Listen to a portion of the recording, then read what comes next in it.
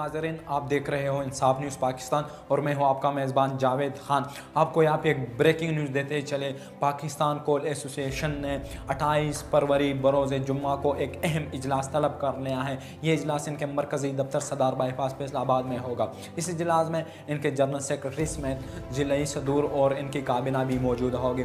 आपको एक बार फिर ये ब्रेकिंग न्यूज़ बता देते चले। 28 फरवरी बरोज़ जुम्मा को एक बड़ा इजलास जो कि पाकिस्तान कोल सप्लाइज़र एसोसिएशन ने तलब कर लिया है। इस इजलास की सदारत इनके मरकज़ी सदर मोहम्मदीन खान सजर खैर करेंगे। आपको एक बार फिर बताते चले, ये इजलास मरकज़ी दफ्तर मरकज़ी ऑफिस जो कि सदार बाईपास फैसलाबाद में वाक़या है, इस ऑफिस में होगा। आपको एक बार फिर इसी बात को दोहराते चले कि इस इजलास की सदारत मोहम्मदीन खान सजर करेंगे।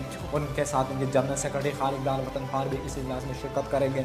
इनके अलावा ज़िला सदूर और इनकी काबिना भी इस इजलास में शिरकत करेंगे।